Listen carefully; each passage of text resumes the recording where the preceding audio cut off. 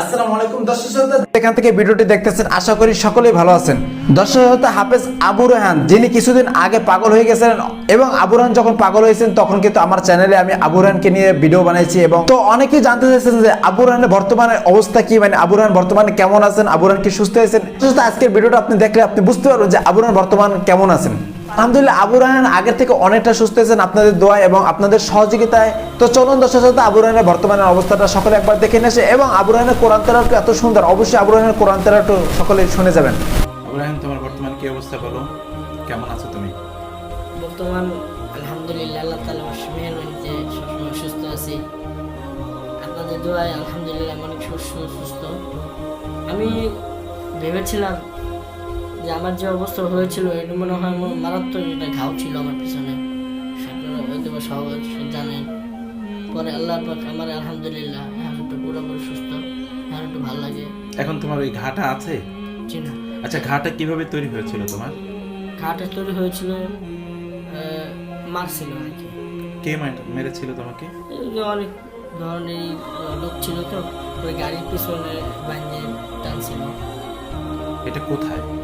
এটা খুলনা থেকে যখন ঢাকা আসার সময়। মানে তোমাকে গ্রামের বাড়িতে এরকম করেছিল?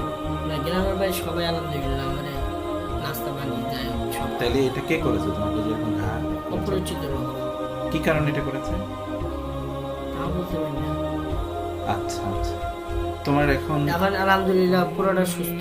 এখন পুরোটা সুস্থ আলহামদুলিল্লাহ। এখন তোমার সে ঘা নাই? জি না। আলহামদুলিল্লাহ আলহামদুলিল্লাহ। তো তুমি এই যে উঠা বসা করছো, তোমার তো ঘা পিছনে ছিল, এখন কি উঠা বসা করতে তোমার কোনো কষ্ট হচ্ছে? জি না। ব্যথা কোনো কিছু নাই? আলহামদুলিল্লাহ।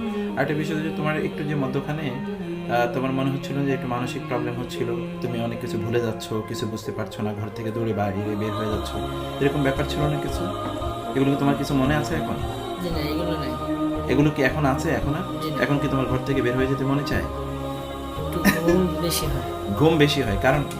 ওষুধ বেশি খাওয়ার জন্য? জি, জি। ঘুমের ওষুধ দিছে 3 বেলা 6টা করে। আচ্ছা আচ্ছা আচ্ছা, ঘুমের ওষুধ তোমাকে এই জন্য দিয়েছে যেন তোমার একটু ব্রেনের উপর যে চাপ পড়েছে এটা যেন স্বাভাবিক হয়ে যায়, তাই না? জি। আচ্ছা আলহামদুলিল্লাহ। এখন তোমার এমনি কেমন লাগে? মাথা ঘুরায় অথবা ঝিমঝিম ধরে থাকে, এরকম কোনো ব্যাপার আছে জি এখন? না, এখন সম্পূর্ণ আলহামদুলিল্লাহ, আল্লাহ ভরসা, সব সুস্থ। আলহামদুলিল্লাহ আলহামদুলিল্লাহ। তোমার যেখানে চিকিৎসা করেছিল এখানে তো ডাক্তাররা তো সবসময় এসেছিল তোমাকে দেখার জন্য, তাই না? তোমার কোরআন কি অবস্থা এখন? কোরআন কি একটু ভুলে গিয়েছো তুমি? ভুলে গেছো কোথাও?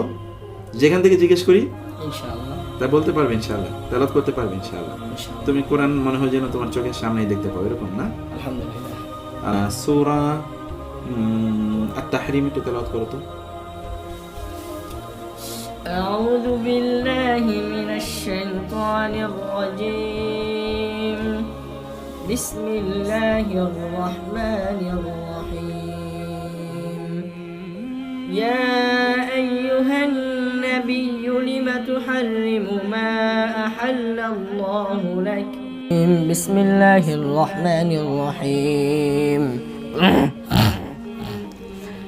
الحمد لله رب العالمين الرحمن الرحيم مالك يوم الدين إياك نعبد وإياك نستعين اهدنا الصراط المستقيم صراط الذين أنعمت عليهم غير المغضوب عليهم ولا الضالين آمين. দর্শক, আজকে ভিডিও এই পর্যন্ত সমাপ্ত। আবার দেখা হবে নতুন করে ভিডিওতে। সে পর্যন্ত সকলে ভালো থাকুন, সুস্থ থাকুন। আল্লাহ হাফেজ।